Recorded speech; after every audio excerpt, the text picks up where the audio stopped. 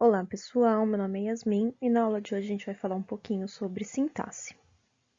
Bom, enquanto a morfologia estuda as classes gramaticais, né, o campo de seleção, a função das palavras, né, dentro da língua, a sintaxe ela vai estudar, né, por sua vez, o campo da combinação de palavras, né? Para a gente entender, então, não apenas o sentido, mas também a forma das palavras, né, como a gente viu na parte da morfologia, e a função que essas palavras assumem, né, dentro de uma determinada frase. Então, a partir dessa compreensão, a gente passa agora a analisar, né, as palavras, os termos, né, dentro de um modelo morfossintático, né, que leva em consideração a forma e a função. Então, para começar, né, a gente vai considerar então os enunciados enquanto, né, unidades de sentido, né, que são as frases, as orações e os períodos, certo? Bom, uma frase ela é uma unidade de texto, então que vai possuir aí o seu sentido já completo. E existem diferentes tipos de frases, né? Que são frases interrogativas, que nós utilizamos, né, para fazer uma pergunta, por exemplo. Frases declarativas, que nós utilizamos então para dar uma resposta, né, ou doar alguma informação sobre alguma coisa. Frases exclamativas, que a gente usa para expressar, né, pode ser um espanto, surpresa, emoção, alegria, etc, né? E frases imperativas, que por sua vez, né, elas expressam uma ordem, um desejo, um pedido, alguma coisa nesse sentido. Bom, além da frase, a gente tem também a oração, né, que ela vai se caracterizar pela presença do verbo, e os períodos, né? Então, o período ele vai ser caracterizado, né, por toda a extensão que vai do começo da frase, né, a primeira letra, até o ponto final, né? Uma frase organizada, então, em uma ou mais orações. Um período ele pode ser simples, quando ele apresenta uma única oração, ou ele pode ser composto quando ele apresenta duas ou mais orações, certo? E o período composto, ele ainda pode ser dividido, né, em um período composto por coordenação, certo? Que apresenta, então, né, a presença de orações coordenadas, que são orações autônomas, independentes entre si sintaticamente, né? Ou ele pode ser um período composto por subordinação, né, que é marcado justamente pela presença de orações subordinadas, que por sua vez, né, são orações que funcionam como termos de outras orações, né, e são dependentes sintaticamente uma das outras, certo? E o período ainda pode ser composto, né, por orações coordenadas e orações subordinadas, né? Então, ele seria um período composto por coordenação e subordinação quando ele tem a presença de ambas. Bom, os próximos itens que a gente vai analisar, então, são os sujeitos e os predicados, né? O sujeito e o predicado, eles são estruturas linguísticas que são fundamentais dentro da linguagem verbal. O sujeito da oração, ele sempre vai poder ser identificado, então, com base em características semânticas, né, ou sintáticas, que se relacionam, então, ao sentido ou à posição desse termo dentro da oração, né? Do ponto de vista semântico, o sujeito ele é aquilo de que se fala, né? Ou seja, o assunto ou o agente, né, que vai performar aí essa ação verbal. Do ponto de vista sintático, o sujeito ele sempre vai ser o termo da oração que vai concordar com o verbo, né? Quando a gente está analisando uma frase, então, o critério sintático, ele geralmente é mais eficiente, né, para a gente observar e identificar, então, esse sujeito das orações. Mas o critério semântico também é muito importante a gente conhecer. Então, o verbo, ele geralmente, né, apresenta um substantivo como núcleo.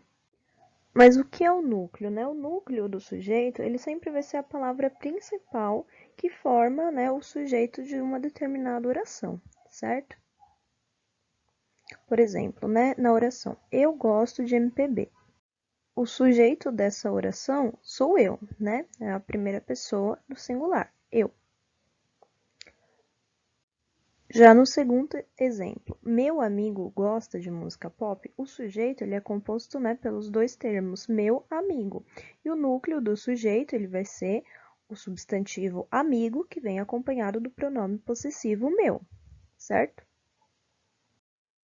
Nem sempre o sujeito, no entanto, né, vai iniciar a oração, como a gente pode ver no exemplo. Soou na escuridão uma pancada seca, em que o termo uma pancada seca tem a função de sujeito e aparece no final da oração. O mesmo ocorre na frase todas as noites depois do jantar eu assisto televisão, em que o sujeito eu também aparece deslocado. Existem ainda, né, orações sem sujeito, como é o caso da última frase, choveu ontem à noite. Essas orações, elas vão ser chamadas de orações impessoais, tá? E no caso, né, o predicado, então, é a citação pura e simples, né, de um fato. Bom, então, de acordo com os exemplos, né, a gente acabou de ver que o sujeito ele pode ter um ou mais de um núcleo, né? Isso vai contribuir para a gente conseguir classificar esses diferentes tipos de sujeitos, certo? O sujeito, ele vai ser o sujeito simples quando ele apresentar apenas um núcleo. Quando aparecerem dois ou mais de dois núcleos, ele será um sujeito composto. Existem ainda algumas situações, né, em que o sujeito ele está oculto na frase. E a gente só consegue identificar a sua presença, né, pela desinência do verbo. Ou seja, né, a gente consegue identificar o sujeito pela maneira como esse verbo está aí variando, né? Por isso, esse sujeito ele vai ser chamado de sujeito desinencial. E atenção, tá? O sujeito desinencial é a mesma coisa de sujeito oculto ou de sujeito implícito. Então, todas as vezes que aparecerem, né, essas nomenclaturas um pouco diferentes, elas estão sendo relacionadas à mesma coisa. Então, como a gente pode ver nos exemplos, né? Eu amo livros de romance. Nesse caso, a gente tem um sujeito simples. Doces e frituras fazem mal à saúde. Nesse caso, a gente tem um sujeito composto, né? Porque ele é formado de dois núcleos. Ou então, comprei um carro. Nesse caso, essa frase ela não apresenta um sujeito na sua formação, né? No entanto, o verbo comprar, ele está derivado, ele está flexionado, né? No caso, na primeira pessoa, ou seja, né? A gente consegue entender pela maneira como esse verbo está flexionado, que a pessoa que comprou esse carro, no caso, seria a primeira pessoa, né? Eu comprei um carro. Portanto, se trata de um sujeito desinencial, um sujeito oculto, certo? Bom, há ainda situações, né, em que o sujeito que aparece na frase, ele não é nomeado, né? Isso acontece porque o autor ou não quer ou não pode determinar quem é aquele sujeito. Então, nesses casos, esse será um sujeito indeterminado. A indeterminação do sujeito, ela acontece por meio de dois procedimentos, né? O primeiro é a partir do verbo, né, na terceira pessoa. Então, por exemplo, né, na frase telefonaram para você, o verbo telefonar está flexionado na terceira pessoa do plural, indicando aí, né, que a gente não sabe quem telefonou, não é especificado na frase quem foi que telefonou para você. Ou ainda, né, a partir do emprego da partícula ser, junto com a terceira pessoa do singular nos verbos intransitivos, transitivos indiretos ou verbos de ligação. Então, como a gente pode ver nos exemplos, né? Vive-se bem, precisa-se de motorista, era-se feliz naquela época. E como a gente já tinha mencionado anteriormente, né, existem ainda as orações sem sujeitos, que são quando a declaração, né, feita pelo predicado não é atribuída a nenhum ser. Essas orações, elas são chamadas de orações impessoais, porque elas vêm caracterizadas justamente pela presença de um verbo impessoal. E os verbos impessoais, eles são aqueles que demonstram, né, fenômenos meteorológicos, o verbo haver, no sentido de existir, ou ainda os verbos fazer, haver e ir, né, quando eles denotam tempo decorrido. O verbo ser, ele também vai ser caracterizado como um verbo impessoal quando ele indica tempo, em geral, né? Então, por exemplo, na frase choveu bastante ontem. Choveu é um verbo impessoal, né? Portanto, essa é uma oração sem sujeito. Porque se a gente perguntar para o verbo, né, ninguém está realizando essa ação. Então, se a gente pergunta para o verbo quem choveu, não existe, né? Não existe essa forma. Da mesma forma, né, escureceu cedo hoje. O verbo escurecer, da mesma forma, ele também é um verbo impessoal, certo? Bom, então, identificado o sujeito, o restante da oração vai constituir o predicado, certo? O predicado é um termo, né, que, por meio de um verbo, né, ele vai projetar alguma informação sobre o sujeito, certo? Então, retomando, né, o exemplo que a gente já usou anteriormente. Todas as noites, depois do jantar, eu assisto televisão. O eu, a gente já sabe que ele é o sujeito, né? Então, o resto da frase, ela é toda o predicado. Então, o predicado, assim como o sujeito, ele também vai ser composto por um núcleo, né? Que é a palavra que concentra essas ações. E a partir disso, a gente consegue, então, classificar ele como predicado verbal, que tem um verbo como núcleo, ou predicado nominal, que tem um nome como núcleo, ou ainda como predicado verbo nominal, que possui um núcleo verbal e um núcleo nominal. E também é constituído pelo predicativo, certo? Que é um termo que vai caracterizar o nome a partir de um verbo. Bom, entendido então o que é o predicado, né? A gente parte agora para a predicação, que é justamente o tipo de relação que o verbo mantém com o sujeito da oração. Então, de acordo com essa relação, há dois grupos de verbo, né, que a gente pode estar utilizando, que são os verbos de estado, ou verbos de ligação, e os verbos significativos, ou verbos nocionais, certo? Então, vamos ver os exemplos, né? Bom, no primeiro exemplo, né, a gente tem a oração "você é louco", em que o predicado ele vai indicar justamente o estado do sujeito você naquele momento, certo? Que é louco. E esse predicado ele está sendo ligado ao sujeito a partir de um verbo de ligação, né? Um verbo de estado, que é o verbo é. Esses verbos, né, que ligam o sujeito, as suas características, ao seu estado ou às suas qualidades, né, eles são chamados de verbo de ligação. Já na segunda oração, eu amo o mundo, o predicado ele informa a ação do sujeito sobre o mundo, né? A partir do verbo amar. Então, os verbos que eles indicam ação ou fenômenos meteorológicos, né? Eles são chamados de verbos significativos ou verbos nocionais.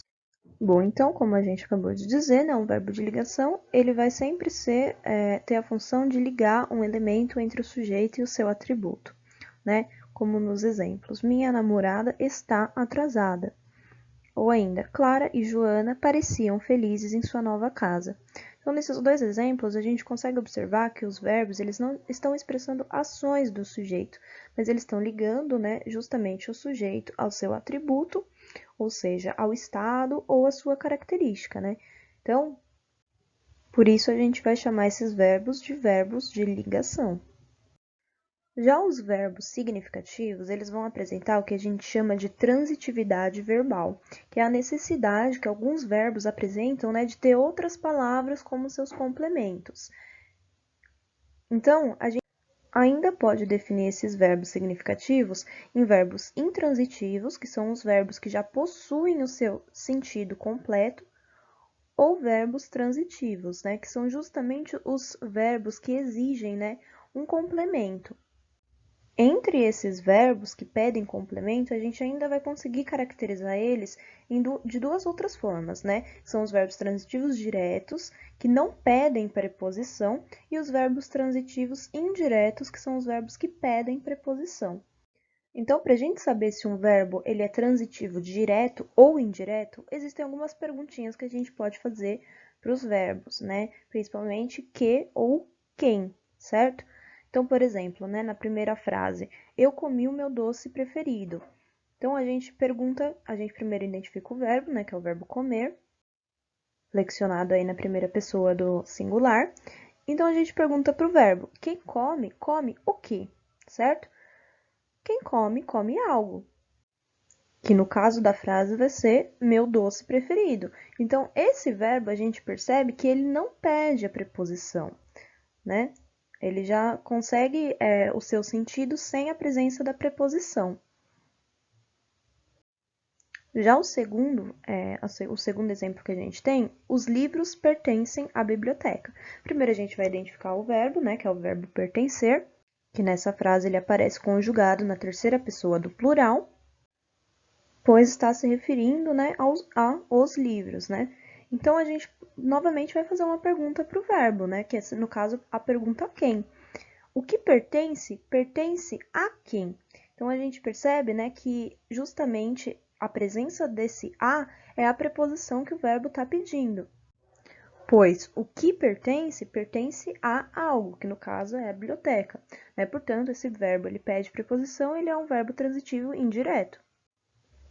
O terceiro exemplo, a gente tem a frase eu encontrei meu amigo, em que a gente encontra, então, o verbo encontrar, né, flexionado aí na primeira pessoa do singular. Então, a gente pergunta novamente ao verbo, né, quem encontra, encontra o quê? Né, quem encontra, encontra algo ou encontra alguém. Portanto, esse verbo ele não pede a preposição. Então, ele é um verbo transitivo direto. Já no quarto exemplo, né, a gente tem a frase, ele precisa de meio ponto para passar na matéria. Então, mais uma vez, aí a gente vai fazer a pergunta para o verbo, né? Quem precisa, precisa do quê? Precisa de quê? Né? Quem precisa, precisa de algo ou precisa de alguém. Portanto, esse verbo, ele pede preposição, né? Que no caso seria aqui, ele precisa de meio ponto. Portanto, ele é um verbo transitivo indireto.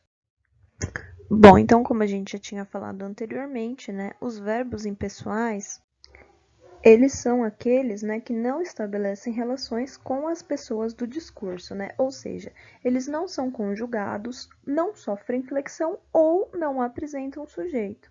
Né? Então, no caso do verbo ter e haver no sentido de existir, ou ainda aqueles verbos que denotam, né, fenômenos da natureza, né? Como é o caso do chover, trovejar, etc.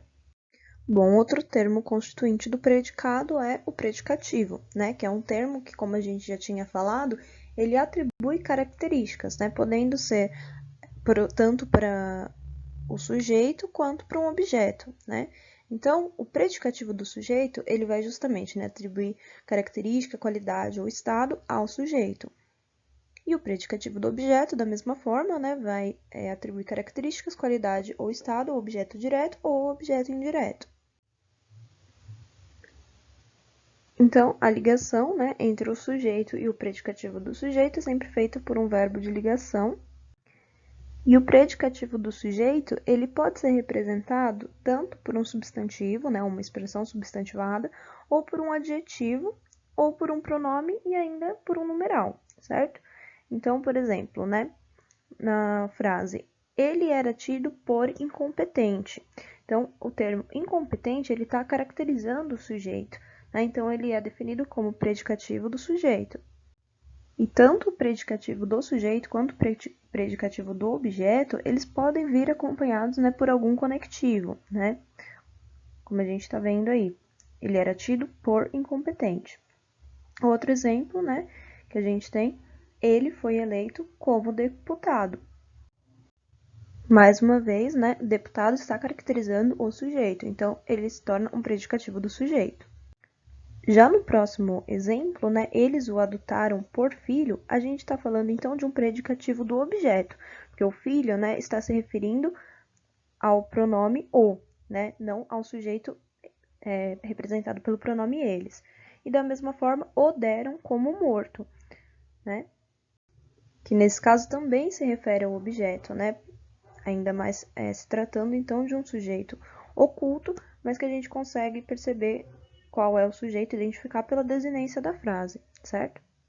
Bom, então a gente aprendeu, né, que o predicado é o termo da oração que vai afirmar alguma coisa sobre o sujeito e ele apresenta um verbo, né, que normalmente vai concordar com o sujeito em número e pessoa.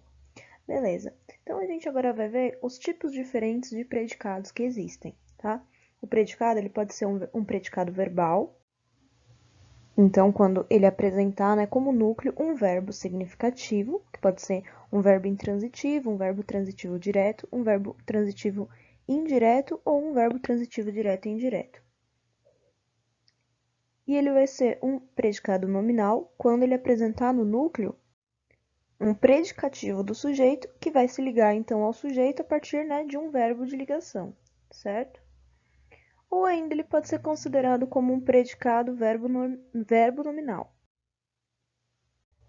que é então quando ele apresentar dois núcleos, né? Um sendo um verbo significativo e um sendo um predicativo, tanto do sujeito quanto um predicativo do objeto, certo? Então, nós temos nos exemplos, né, a frase "Você já sorriu hoje?", em que o sujeito, né, é o você e o núcleo do predicado é o verbo sorrir, né, flexionado na terceira pessoa do singular, certo? Nesse caso, então, se trata de um predicado verbal. No segundo exemplo, a gente tem a frase "Eu estou ótima", em que o núcleo do predicado, né, ele é o termo ótima, que está ligado ao sujeito eu a partir, né, de um verbo de ligação, que é o verbo estar flexionado na primeira pessoa. E o último exemplo, todo mundo acha a menina simpática. Então, primeiro a gente identifica o sujeito, né, que é todo mundo. Só que nesse caso, o predicado ele vai apresentar dois núcleos, né? Um que é o verbo achar, está flexionado aí na terceira pessoa também, e simpática, né, que está caracterizando também a menina. Então, ele é um predicativo do objeto. Nesse caso, a gente vai considerar esse predicado como um predicado verbo nominal. Bom, a gente já viu, né, anteriormente que os verbos possuem transitividade.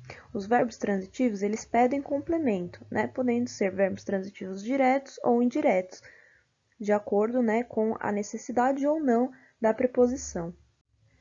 Os complementos desses verbos, eles vão ser chamados de objetos, e eles também podem ser caracterizados, né, respectivamente, como objeto direto ou objeto indireto, certo? O objeto direto, ele é um termo que se liga diretamente, isso é, sem a necessidade da preposição, a um verbo transitivo, certo?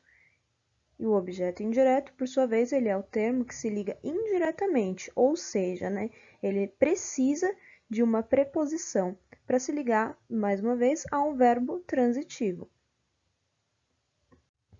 Então, no exemplo, né, Paola vende livros. Quem vende, vende algo. Então, o verbo vender, ele se trata de um verbo transitivo direto, porque ele não pede preposição.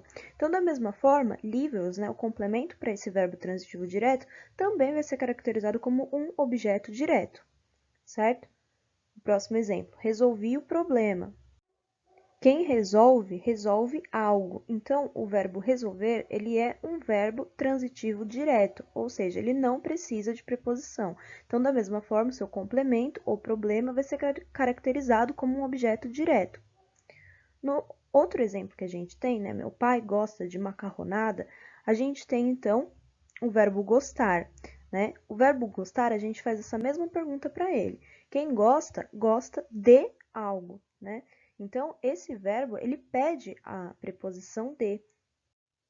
Portanto, ele se trata de um verbo transitivo indireto, certo? Logo, o seu complemento, ele também vai ser caracterizado como um objeto indireto. A mesma coisa no próximo exemplo. Minha próxima viagem será para a África. Então, a gente está falando, né, sobre o próprio verbo viajar, né? Quem viaja, viaja para algum lugar. Então, nesse caso, o complemento, né, é um objeto indireto, certo? Pois ele pede a preposição para. Bom, mas em relação aos objetos diretos, né, ainda tem uma particularidade, né, que ocorre algumas vezes em determinadas situações e a gente chama de objeto direto preposicionado. O objeto direto preposicionado, ele acontece quando um verbo transitivo direto apresenta um objeto direto precedido de preposição, certo?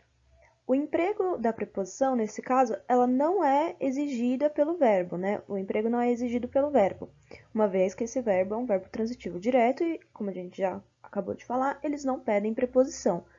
Mas o objeto, mesmo assim, vai apresentar essa preposição, né? Que vai ser justificada, então, por motivos de clareza, precisão ou estilo, certo? Então, alguns casos que esse objeto direto preposicionado aparece, né? Em situações em que o verbo exprime sentimento, tá? Algumas vezes para evitar a ambiguidade da frase, ou para enfatizar ainda o complemento verbal. Ou ou então para realçar uma ideia de parte ou porção, certo? Aí, às vezes, também é com pronomes oblíquos tônicos, que são, né, como a gente já tinha visto anteriormente, mim, ti, si, ele, nós e vós. Então, vamos dar uma olhada agora nos exemplos, né? Primeiro exemplo que a gente tem, ele só ama a você, Ana.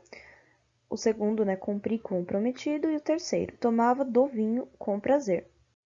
Então, em todos esses três exemplos, né, os verbos, eles não pedem a preposição, né? O verbo amar, por exemplo, ele é um verbo que pode ser classificado como intransitivo, né, quando ele tem o seu valor, aí sua ideia completa, ou como um verbo transitivo direto, né, que seria nos casos em que quem ama, ama algo ou ama alguém, certo? Então, nesse caso, a preposição a, ela está sendo justificada justamente pelo valor sentimental atribuído a esse verbo, certo? No segundo exemplo, né, cumprir com o prometido, o verbo cumprir, ele também não vai pedir a preposição com, né? Porque quem cumpre, cumpre algo, né? Cumpre o prazo, cumpre, enfim, qualquer coisa que for necessária na frase. Mas a preposição, ela se justifica porque ela tem a intenção de enfatizar esse complemento verbal, né? Que no caso seria o prometido. E no último caso, né? Tomava do vinho com prazer. Então, o verbo tomar, ele também não pede a preposição, né? A gente poderia falar normalmente tomava vinho com prazer, mas nesse caso a preposição do, ela justamente justifica para realçar essa ideia de parte, né, que ele vai tomar um tanto do vinho, certo? E às vezes, né, para enfatizar o termo que funciona como objeto, a gente pode também enunciar esse termo, né, por meio de um pronome oblíquo com sentido e função, né, equivalente ao termo que a gente está utilizando. Então, esse objeto esse objeto de reforço, no caso, né, a gente vai chamar de objeto pleonástico, né? Então, ele pode ser tanto um objeto direto ou um objeto indireto pleonástico. Então, vamos dar uma olhada nos exemplos, né? O primeiro exemplo que a gente tem é essas meninas, já as vi em algum lugar. E o segundo, as minhas poesias não lhes dava nenhuma atenção. Então, nos dois casos, a gente tem destacado aí os pronomes oblíquos, né? O pronome oblíquo as e o pronome oblíquo lhes. No primeiro caso, o pronome oblíquo as, ele está reforçando, né? Ele está retomando, então, o termo essas meninas, né? Aparecendo mais uma vez na frase, com o sentido justamente de enfatizar esse termo. Então, apesar dele não ser necessário para a frase, ele tem essa função, né, de dar ênfase. Então, ele é chamado de um objeto direto pleonástico. Segundo caso, a mesma coisa, né? As minhas poesias não lhes dava nenhuma atenção. Da mesma forma, né, o pronome oblíquo lhes, ele está retomando, então, o termo minhas poesias, né? Dando, do mesmo jeito, a intensidade a esse termo, né? Enfatizando esse termo. Então, ele é chamado também de objeto direto pleonástico. Bom, os próprios pronomes oblíquos, né? Eles aparecem nas frases, geralmente, exercendo, então, essa função de objeto direto ou de objeto indireto, certo? Os pronomes oblíquos átonos de terceira pessoa, eles quase sempre já têm uma função definida na frase, né? Então, os pronomes oblíquos átonos o, a, os, as, quase sempre vão funcionar como objeto direto, e os pronomes oblíquos lhe, lhes, eles quase sempre vão funcionar como objetos indiretos. E os demais pronomes, né, o me, se, te, nós, vós, etc., eles vão funcionar como objeto direto ou como objeto indireto, dependendo, é claro, da predicação do verbo. Então, por exemplo, na frase comprei-as ontem, né, a gente tem o verbo comprei, flexionado na primeira pessoa, que se trata de um verbo transitivo direto.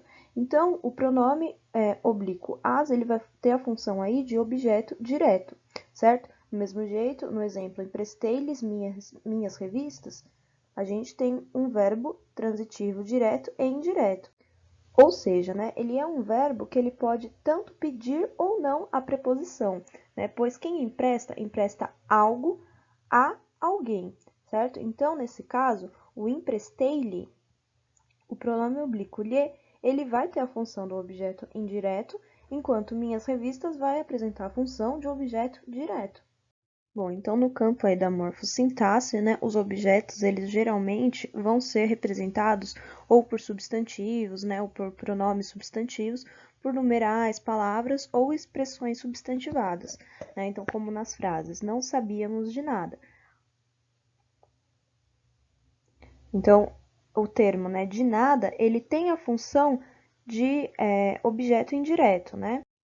Pois ele serve aí como complemento para o verbo saber, que pede a preposição de, né? E por sua vez, ele se trata de um pronome, né? A palavra nada é um pronome. No segundo exemplo, né, como resposta, recebi um não. O termo um não, ele também está funcionando como objeto direto, pois ele serve aí como um complemento, né, para o verbo transitivo receber, né, que não pede a preposição. E o não, no caso, a gente já sabe que ele é um advérbio de negação, só que nesse caso ele se torna uma palavra substantivada. Lembra até que a gente comentou sobre a presença, né, reforçado ainda pela presença do artigo indefinido, tá? Bom, então conhecendo um pouco sobre o verbo, né, a gente vai passar agora para um próximo termo, né, que são os adjuntos adverbiais. Os adjuntos adverbiais, eles são termos que indicam circunstâncias, né, em que a ação verbal acontece e podem expressar diferentes valores semânticos, né, como por exemplo, valor de causa, como a gente vê no exemplo, a moça chorava de alegria, valor de companhia, né, na viagem levou consigo o livro, dúvida, talvez faça esse curso, fim, preparou-se para a apresentação teatral, instrumento, cortou-se com o caco de vidro, tempo, nessa semana uma peça. E ainda podem representar, né, intensidade, lugar, modo, afirmação ou negação, certo? Os adjuntos adverbiais são representados geralmente por um advérbio, né, como o próprio nome já nos denuncia, uma locução adverbial ou uma oração subordinada adverbial, certo? Como a gente vê aqui no exemplo. O alpinista subiu cautelosamente a montanha e, com entusiasmo, quebrou o recorde. Então, tanto as palavras destacadas, né, cautelosamente, quanto com entusiasmo, né, no caso, uma locução adverbial, elas se tratam, né, de um advérbio e de uma locução adverbial. E dentro da estrutura da frase, então, elas vão assumir a função, né, de adjunto adverbial de modo. Bom, então a gente viu que existem alguns termos, né, que modificam os verbos e agora a gente vai ver alguns termos, né, que se ligam aos nomes, né, começando pelo adjunto adnominal. O adjunto adnominal, ele é um termo da oração que a gente utiliza para modificar um substantivo, tá? Independente da função sintática que esse substantivo assuma dentro de uma frase. Tá? Do ponto de vista morfossintático, ele pode aparecer como um adjetivo, como uma locução adjetiva, ou como um artigo, né, definido ou indefinido, e ainda como pronome adjetivo ou como numeral. Tá? E a sua função sintática é justamente, né, qualificar, especificar, determinar ou indeterminar esse substantivo. Então, vamos dar uma olhadinha no exemplo, né? Pode levar também este jornal. Meu filho caçula já leu o caderno de esporte. Nessa frase, a gente começa a nossa análise sintática, né, identificando qual é o sujeito. Então, a gente já entendeu ali que o sintagma meu filho caçula tem a função de sujeito dentro dessa oração, né, dentro dessa frase. Então, o resto da frase vai ser o seu predicado, certo? E a gente tem, então, o objeto direto, né, o caderno de esportes, né, e também este jornal. No sujeito, a gente consegue destacar, né, a princípio, os termos meu e caçula, certo? E nesse caso, tanto o pronome demonstrativo, aliás, o pronome possessivo meu, quanto o adjetivo caçula, eles estão justamente caracterizando o substantivo filho, certo? Da mesma forma, no objeto direto este jornal, a gente consegue destacar o pronome demonstrativo este, que ele vai também assumir essa função de adjunto adnominal, porque ele está caracterizando, né, ele está especificando o jornal, né? A gente não está falando de um jornal genericamente, a gente está falando especificamente desse jornal. Já no objeto direto, o caderno de esportes, a gente consegue ressaltar, né, os termos o e de esportes, certo? Tanto o artigo definindo o quanto a locução adjetiva de esportes, né, elas também vão caracterizar, então, o caderno, né, o caderno, a seção do jornal que ele está se referindo. Então, nessa frase, todos esses termos, né, eles possuem aí, de uma forma ou de outra, uma ligação, né, com os substantivos que eles definem. Então, todos eles vão possuir, dentro da análise sintática, a função de adjunto adnominal. Bom, e como a gente já tinha falado, então, existem palavras que complementam os verbos e existem palavras que complementam os nomes, né? Então, os complementos nominais, eles servem justamente, né, como o próprio nome já fala, a função sintática deles é complementar um nome, né? Ou seja, um substantivo, um adjetivo ou ainda um advérbio. Então, os complementos nominais, eles sempre trazem como núcleo, né, um substantivo, uma palavra substantivada, um pronome ou um numeral, certo? Vamos dar uma olhadinha aqui nos exemplos. O torcedor tinha fé em seu time. Nesse caso, o substantivo fé, ele está desempenhando a função de um objeto direto, né, em relação ao verbo ter. Mas a frase, ela continua, né? Então, o torcedor tinha fé em seu time, né? Esse termo em seu time, ele vem justamente aí com a intenção de complementar, né, o substantivo fé. No próximo exemplo, né, fiquei indiferente à sua desculpa. No caso, né, indiferente é um termo que caracteriza o predicativo do sujeito, né, que nesse caso é um sujeito oculto, mas que está sendo caracterizado por esse adjetivo, né. No entanto, né, a frase também continua, e a sua desculpa ela vai servir como um complemento, né, justamente para esse adjetivo. E, por fim, a oposição votou favoravelmente ao governo, né?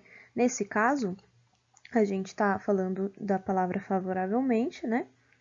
Que se trata de um advérbio, né? E possui a função de um adjunto adverbial dentro da construção sintática dessa frase, tá? Então, o termo ao governo, ele vai servir como complemento para esse adjunto adverbial, certo?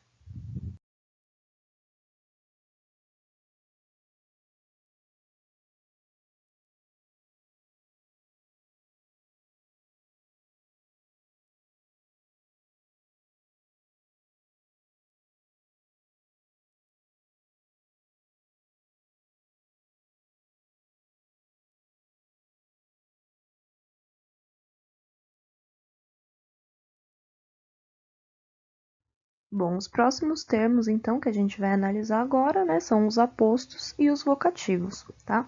O aposto, ele é um termo, né, da oração que se refere justamente a um substantivo, a um pronome ou a uma oração com a intenção, né, de explicá-los, né? Explicar, ampliar o significado ou resumir, né, ou até mesmo identificar esse significado, certo? O aposto, ele pode ser representado, então, por um substantivo, né, por um pronome ou por uma oração subordinada substantiva, certo? E ele pode vir acompanhado também, né, de expressões explicativas, como, por exemplo, isto é, a saber, ou então da preposição como. Bom, entre o aposto e o termo a que ele se refere, né, quase sempre existe a presença de uma pausa, que na escrita é marcada geralmente, né, pela vírgula, que é o mais comum, mas pode aparecer também com os dois pontos, o travessão, parênteses, né, alguns outros recursos aí da pontuação, tá? Mas às vezes, no entanto, né, quando o aposto ele vem com a intenção de especificar um lugar ou individualizar um termo, às vezes, né, geralmente ele não aparece, então, com a presença de vírgulas, né? Como no exemplo que a gente vai ver aqui em primeiro lugar. Aquela hora, a Avenida Paulista estava lotada. Então, nesse caso, paulista, né, é um termo, né, um substantivo próprio que serve para designar uma avenida em particular, que é a que a gente está se referindo, então, nessa frase, né? Então, esse termo, ele vai ter a função dentro da frase de um aposto, né, porque ele está especificando a Avenida Paulista. Nesse caso, por exemplo, né, como ele está especificando um certo termo, ele não vem entre vírgulas, né? Não há necessidade dele vir entre vírgulas, mas mesmo assim ele é considerado um aposto. A segunda frase que a gente vai ver, né? Este advogado, como representante da comunidade, é imprescindível. Então, o termo representante da comunidade, né, que a gente destacou, ele está servindo para especificar esse advogado em particular, né? E como a gente tinha falado anteriormente, ele vem inclusive, né, acompanhado pela preposição como. Então, nesse caso, esse termo dentro da oração, ele também vai ter a função de aposto. E aqui a gente já vê que ele vem, né, entre vírgulas nessa função explicativa. E o último termo, né, o resto, isto é, a louça, os talheres e os cristais, irá em caixas menores. Nesse caso, a louça, os talheres e os cristais, eles estão, né, especificando justamente o resto que foi falado anteriormente, né, dentro desse contexto. E mais uma vez, como a gente já tinha falado então anteriormente, né, ele vem acompanhado da expressão isto é, né, uma expressão explicativa. E também vem entre vírgulas, né, que também ajuda a gente a identificar a função desse termo dentro da oração. Bom, o vocativo, por sua vez, ele é um termo da oração que a gente utiliza, então, para chamar o nosso interlocutor, né, para chamar a intenção do interlocutor, para interpelar esse interlocutor real ou imaginário, certo? O vocativo, na escrita, ele também vai aparecer ou isolado por vírgula, ou seguido de um ponto de exclamação, né? E pode vir precedido também da interjeição de chamamento, né? Às vezes, ou, ó, alguma coisa nesse sentido, certo? Então, vamos dar uma olhadinha nos exemplos. Primeiro exemplo, então, né? Felipe, já sei qual é o presente. Então, o Felipe, ele tá chamando o interlocutor, né? A pessoa que está enunciando essa frase, ela tá chamando o interlocutor, que no caso seria o Felipe, né? O Felipe. Então, a gente percebe que esse termo ele é um vocativo justamente porque ele aparece isolado, né? Tem a presença de vírgulas e está se referindo a uma pessoa, certo? Mas o vocativo, ele nem sempre vem no início da frase, né? Ele pode aparecer tanto no início, quanto no meio ou no final da frase, né? Então, como no segundo exemplo, o interlocutor ele está falando, né? Já sei, Felipe, qual é o presente. Então, está falando para o Felipe que já sabe qual é o presente. Mais uma vez, aqui a gente percebe que esse termo vem isolado, né? Entre vírgulas, e dessa vez aparece, então, deslocado no meio da frase. A última frase, né? Da mesma forma, ela modifica um pouco a estrutura da frase, mantendo seu sentido, né? E agora o nosso vocativo ele foi transposto para o final da frase, né? Então, fala-se, já sei qual é o presente, Felipe, certo? Bom, pessoal, então acho que deu pra gente cobrir legal, assim, alguns aspectos, né, morfológicos e sintáticos, né, dos termos que a gente já observou. Então, a gente vai agora para a parte mais legal, né, da morfologia e da sintaxe, que é a análise morfossintática. Bom, então para isso eu separei alguns exercícios, né, pra gente fazendo junto, justamente pra gente ver a forma e a função dessas palavras, né, na prática. Então, o primeiro exercício ele nos diz o seguinte: considere a frase, ele andava triste porque não encontrava companheira. E os verbos grifados são, respectivamente, né, aí ele nos dá as alternativas. Bom, o primeiro verbo, né, o verbo andava, ele é uma flexão do verbo andar, que nesse caso está expressando justamente um estado, né, a maneira como esse jovem, né, essa pessoa estava, porque não estava encontrando a companheira. Como a gente já viu, os verbos que eles denotam, né, estado, eles são chamados de verbo de ligação. Já o segundo verbo, né, o verbo encontrava, ele é um verbo significativo. Tá? Então, a gente tem que descobrir agora qual é a transitividade desse verbo. Então, a gente vai fazer aquelas perguntinhas ao verbo, que pode ser tanto o que ou quem, né? Então, quem encontra, encontra algo ou encontra alguém. No caso, ele não encontrava a companheira. Então, como a gente pode ver, né, esse verbo, ele é um verbo transitivo direto, porque ele não pede a preposição, certo? Portanto, a alternativa que vai nos contemplar melhor é a alternativa E, no caso, né? Que fala justamente que são, respectivamente, um verbo de ligação e um verbo transitivo direto. Bom, o segundo exercício, ele nos diz o seguinte: em o presidente corrupto saiu cedo, aí ele vai nos dar as alternativas, né? perguntando sobre o verbo e sobre o termo grifado, tá? A gente vai ter que classificar esses dois termos dentro dessa frase.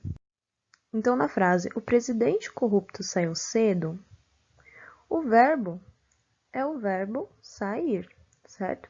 Flexionado na terceira pessoa do singular.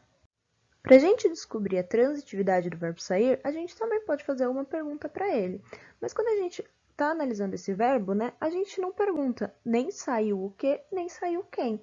Então, a gente percebe que o verbo sair, ele é um verbo que já tem o seu sentido completo. Quem sai, sai, certo? Então, quando os verbos eles já têm o sentido deles completos, a gente fala que eles são verbos intransitivos.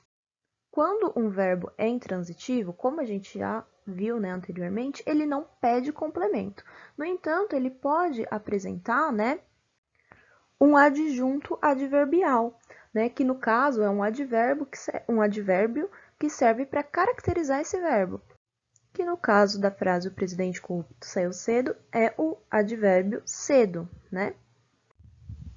Portanto, né, a alternativa que melhor contempla aí as duas coisas que a gente está procurando é a alternativa B, que fala justamente, né, que esse verbo é um verbo intransitivo e que o termo grifado é um adjunto adverbial. Bom, o exercício 3, então, ele nos pede. A classificação correta do termo como em cada vez mais difícil de gerir a vida como ela é para a maioria é, e aí ele nos dá as alternativas, né? Então, ele já está nos dizendo que esse termo é uma conjunção e que é uma conjunção subordinativa. Então, a gente só precisa classificar essa conjunção subordinativa enquanto comparativa, conformativa, causal, concessiva ou consecutiva, certo?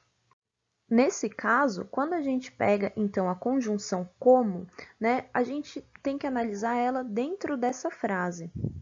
E um jeito fácil da gente fazer isso é a gente tentar substituir essa conjunção por alguma outra conjunção que seja um sinônimo, certo? Então, por exemplo, na frase cada vez mais difícil de gerir a vida como ela é, a gente poderia substituir, né, por exemplo, por cada vez mais difícil de gerir a vida conforme ela é. Então, nesse caso, a gente pode classificar essa conjunção, né, como uma conjunção subordinativa conformativa, que passa justamente essa ideia, né, de conformidade com o termo, né, que está sendo expresso anteriormente, certo? Então, nesse caso, a alternativa que a gente está procurando, que nos contempla melhor, é a alternativa B.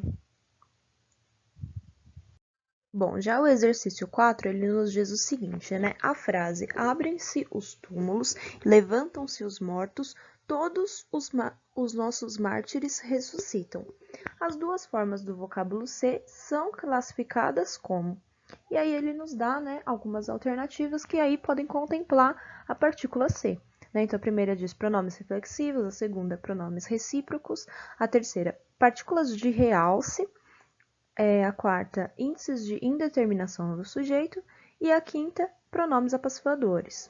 Então, vamos dar uma olhada na primeira oração, né? Abrem-se os túmulos. O que a gente está querendo dizer nessa frase? Nesse caso, os túmulos, eles estão funcionando justamente como um sujeito que sofre a ação do verbo, né? Então, a gente poderia igualmente dizer que os túmulos são abertos, certo? A mesma coisa na oração seguinte, né? Levantam-se os mortos. Nesse caso, a gente está falando que os mortos poderiam se levantar, né? Os mortos se levantam. Portanto, os mortos também está funcionando como um sujeito.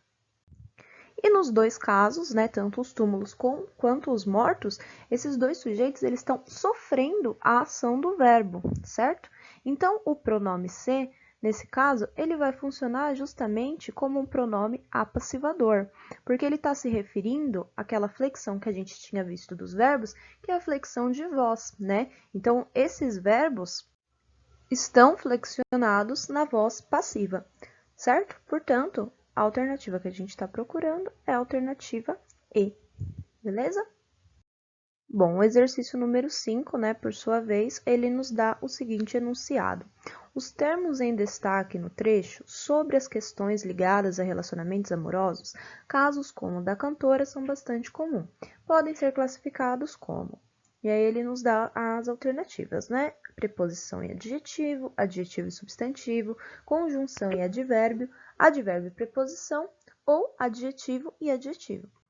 Essa questão, dentro de uma prova de concurso, né, ela provavelmente vai vir acompanhada de um grande texto, né? Só que como a gente está focando principalmente na análise sintática agora, então eu peguei só a parte do enunciado, né, para a gente conseguir aproveitar um pouco melhor esse espaço para resolver mais questões, certo? Então o termo que ele nos dá é o termo como, né, e o termo bastante. Então, nesse caso, a gente poderia, por exemplo, começar, né, pelo termo bastante, que a gente sabe que é um advérbio de intensidade, né? Então, pelas alternativas, né, a gente já conseguiria descartar aí a maioria das alternativas e restar apenas uma alternativa. Já o termo como, né, de qualquer forma, a gente conseguiria classificar ele como uma conjunção, né, e como uma conjunção comparativa, né? Porque ela está comparando uma coisa a outra, né? Casos como o da cantora, certo? Então, nesse caso, né, a alternativa que contempla aí as duas coisas que a gente está procurando é a alternativa C. Bom, o exercício número 6, ele é um exercício de verdadeiro ou falso, né? Esse exercício também vem acompanhado de um grande texto, mas é para a gente aproveitar um pouco melhor, tá? Eu vou passar só as alternativas para a gente analisar. Bom, então, começando, né, pela primeira, a expressão há cerca de 500 anos, no primeiro período, né, que é onde ela deveria estar classificada, não está correta e deveria ser substituída por há cerca de 500 anos. Bom, essa alternativa, né, no caso, é verdadeira. Como a gente já tinha visto anteriormente, quando a gente quer expressar tempo passado, a gente utiliza o termo há com H, certo? Que, por sua vez, é uma flexão do verbo haver. Se a gente quisesse, né, utilizar há cerca de 500 anos no futuro, aí sim estaria correto usar o termo há, né? Daqui a 500 anos, por exemplo. Mas não é o caso. A segunda alternativa, né, ela fala o termo aborígene, constante de são de origem fundamentalmente aborígene, no primeiro parágrafo, significa selvagem ou inculto. Nesse caso, a gente está falando mais de uma questão etimológica da palavra, né? Também a gente precisava ver como ela está inserida dentro do contexto. Mas, de modo geral, o termo aborígene ele é utilizado justamente para definir, né, uma pessoa nativa, né, de um determinado local ou uma pessoa indígena, certo? Então, quando ele fala selvagem, inculto, essa é uma maneira pejorativa da gente estar definindo esse termo, né? Na verdade, ele não é esse significado etimológico dessa palavra, correto? Então, nesse caso, essa alternativa a gente poderia considerar como uma alternativa falsa, né? Vou fazer um F bonitinho aqui.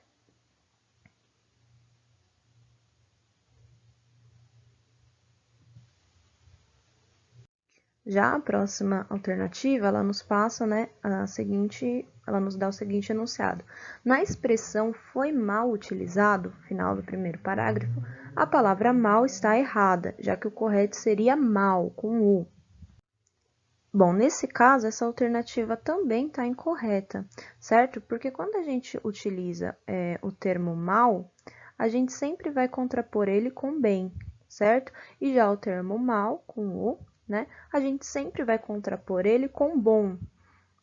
Então, nesse caso, a gente poderia substituir, né, de outra forma, essa expressão, mudando, lógico, o sentido, para foi bem utilizada, né? Ou foi bem utilizado.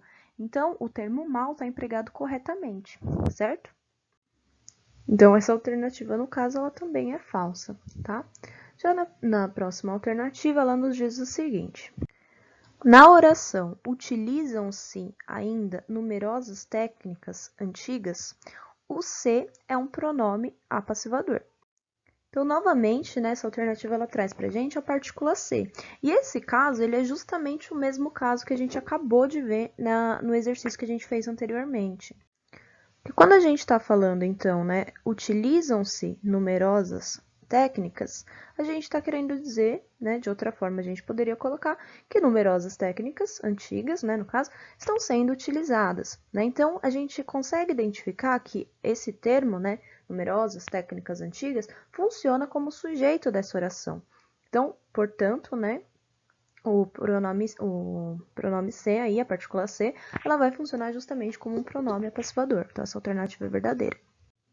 Já na alternativa seguinte, né, em os índios das florestas tropicais que habitavam a região amazônica, no início do texto, o pronome relativo que exerce a função sintática de sujeito. Então, nesse caso, né, o pronome relativo que, ele retoma justamente, né, os índios das florestas tropicais, que por sua vez, né, habitam a região amazônica. Então, sim, a gente pode dizer que esse pronome relativo, ele exerce a função de sujeito, certo? Bom, o exercício número 7, então, ele nos pede, né, assinale a alternativa que apresenta um sujeito composto. Então, a gente tem as alternativas, né? E a gente vai analisar, então, o sujeito dessas frases. Então, para começar, né, a gente vai tentar identificar o sujeito dentro dessas frases, né? Então, na primeira frase, essa divisão é muito mais cultural do que geográfica.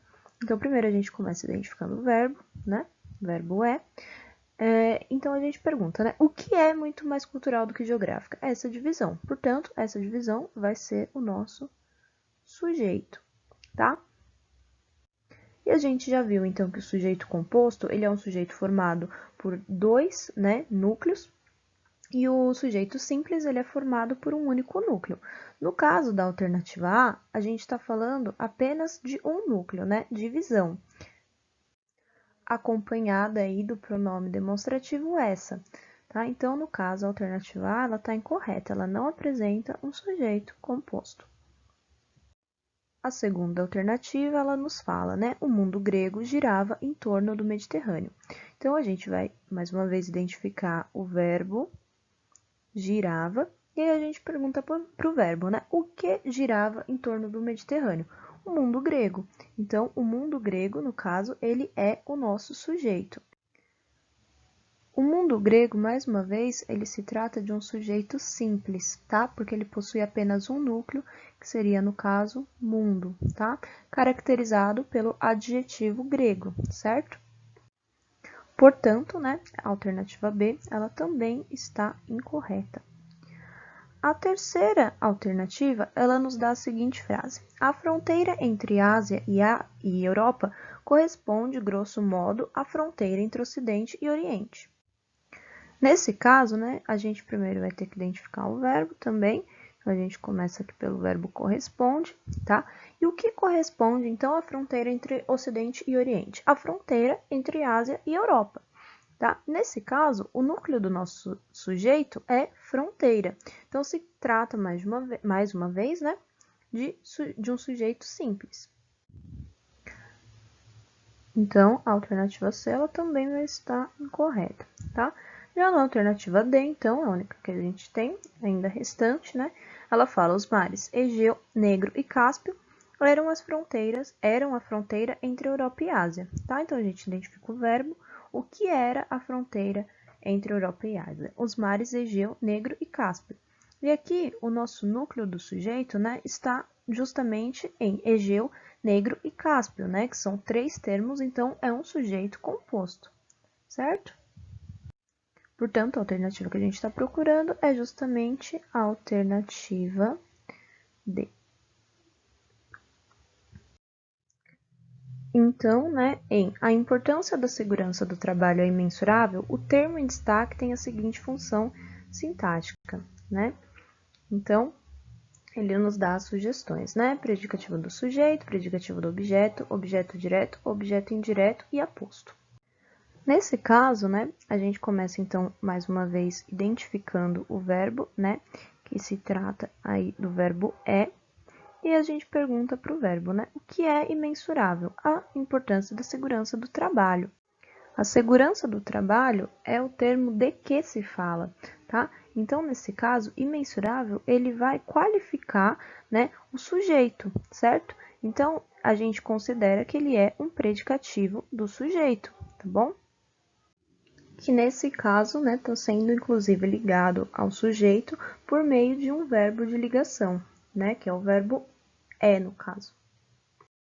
Bom, exercício 9, então, é um exercício sobre verbos, né, e ele nos pede, assinale a alternativa que apresenta um verbo intransitivo, tá? Então, ele nos dá as alternativas, a primeira coisa que a gente vai fazer é identificar os verbos.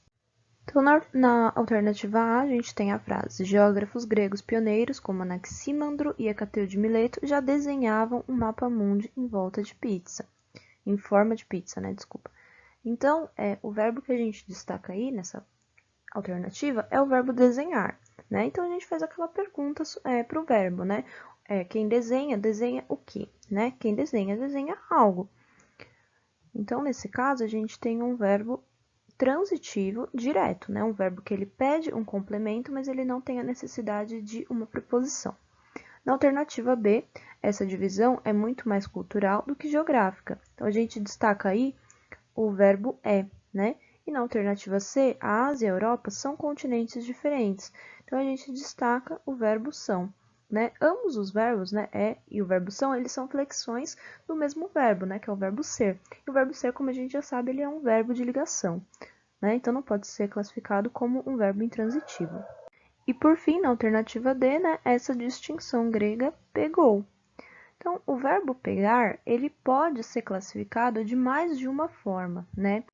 Se a gente fizer aquela pergunta ao verbo, né, quem pegou, pegou o quê, né, ele poderia nos responder que alguém pega algo, certo? Só que nesse caso, não. Porque o sentido desse verbo dentro dessa frase, essa distinção grega pegou, não é necessariamente, né, no sentido de pegar, né, no sentido original de pegar, mas no sentido de que muitas pessoas aderiram a essa distinção grega, tá? Então, nesse caso, o verbo pegou, ele já é um verbo com o seu sentido completo. Portanto, ele não pede complemento, tá? Então, ele, nesse caso, pode ser definido como um verbo intransitivo, certo? Então, a alternativa que a gente está procurando, no caso, seria a alternativa D.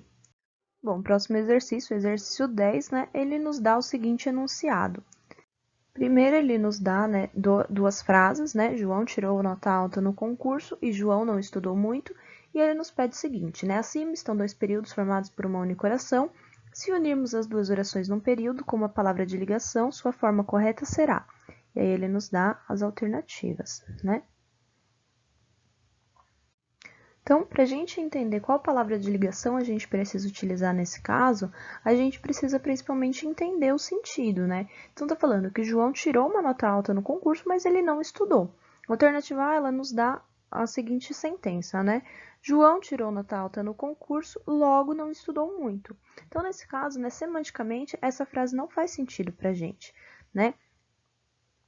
Então, a gente considera ela como uma frase incorreta, né?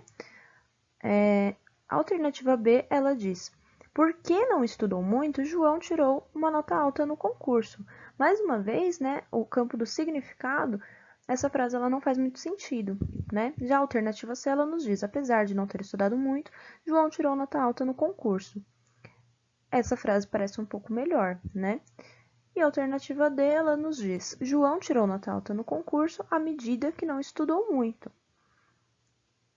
Então, no caso, né, a alternativa que mais faz sentido para a gente seria mesmo a alternativa C, né, que ela diz justamente que, apesar de não ter estudado muito, o João tirou uma nota alta.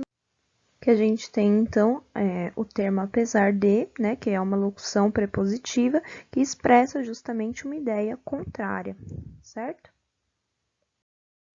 Bom, pessoal, então essa foi a nossa aula de hoje, né? Eu espero que tenha dado para a gente cobrir um pouco aí os aspectos morfossintáticos, né? A função de determinadas palavras dentro da estrutura de uma frase, tá?